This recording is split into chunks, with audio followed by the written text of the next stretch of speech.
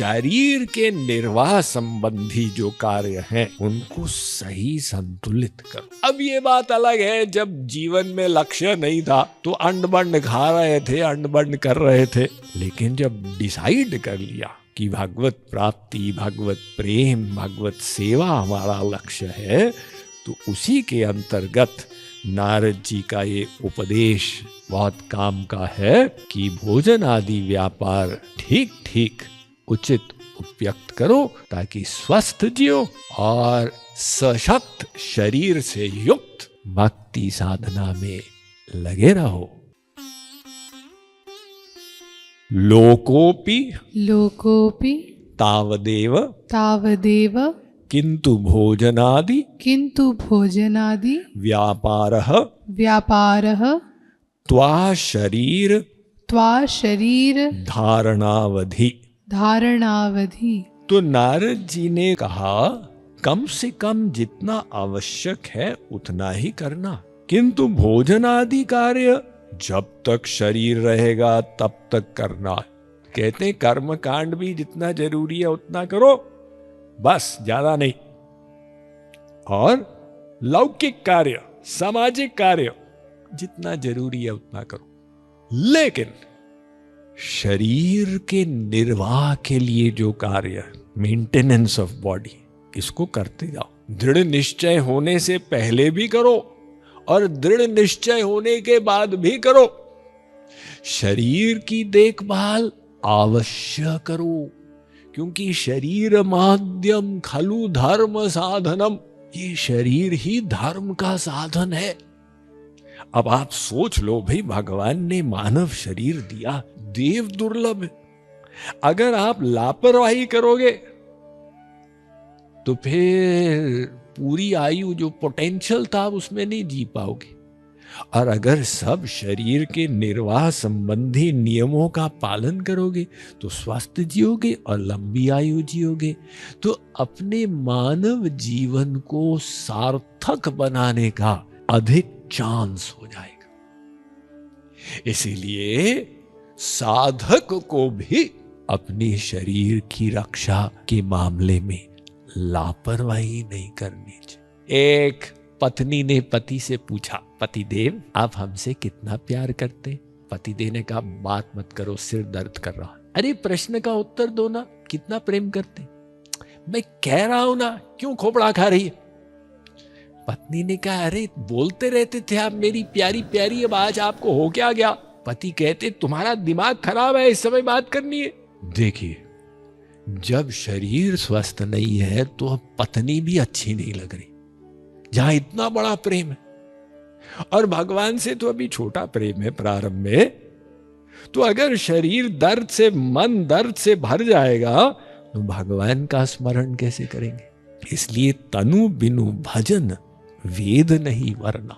शास्त्र ये नहीं कहते अपना ठीक है, तुम तो आत्मा हो, तुम शरीर हो ही नहीं, इसलिए लापरवाही करो। इसलिए तो हमने जेके योग की स्थापना की ना, सम्यक शारीरिक, मानसिक, बौद्धिक, आध्यात्मिक स्वास्थ्य के लिए।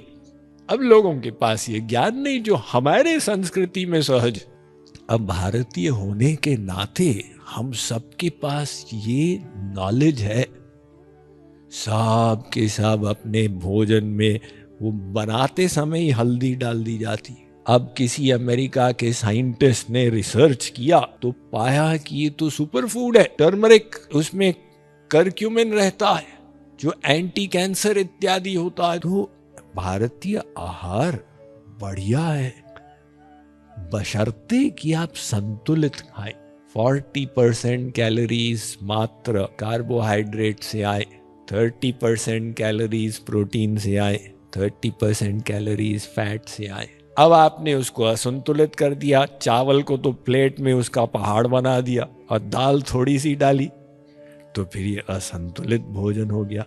तो सही मात्रा में सही भोजन, उसमें और कोई करेक्शन की आवश्यकता ही नहीं है। उसमें प्रोटीन, विटामिन सब कुछ है, मसाले भी हो वो भी लाभदायक, लेकिन साथ में व्यायाम भी होना चाहिए।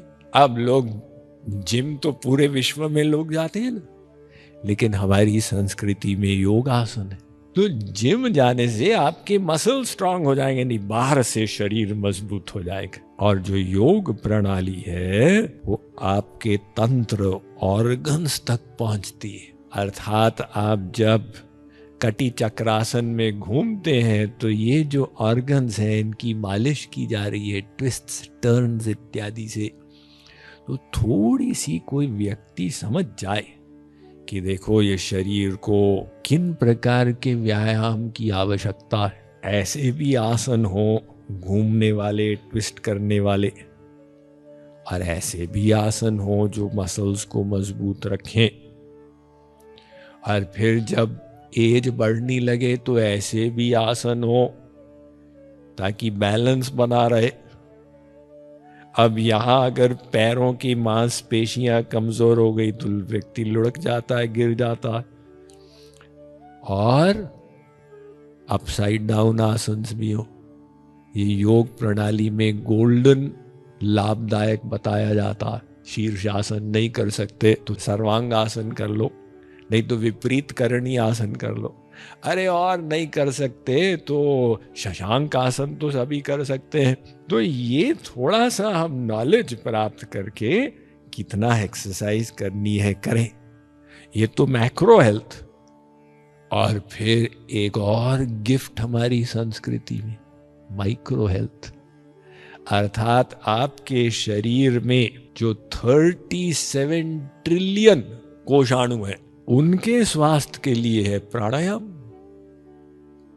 तो कुछ समय, कुछ मिनट गहरा श्वास प्रश्वास भी कर लो, लेकिन समझ जाओ कि भाई देखो, शरीर के निर्वाह संबंधी जो कार्य हैं उनको सही संतुलित करो। अब ये बात अलग है, जब जीवन में लक्ष्य नहीं था तो अंड बंड खा रहे थे, अंड बंड कर रहे थे। लेकिन जब डिसाइड कर लिया कि भगवत प्राप्ति, भगवत प्रेम, भगवत सेवा हमारा लक्ष्य है, तो उसी के अंतर्गत नारद जी का ये उपदेश बहुत काम का है कि भोजन आदि व्यापार ठीक ठीक उचित उपयुक्त करो ताकि स्वस्थ जियो और सशक्त शरीर से युक्त भक्ति साधना में लगे रहो।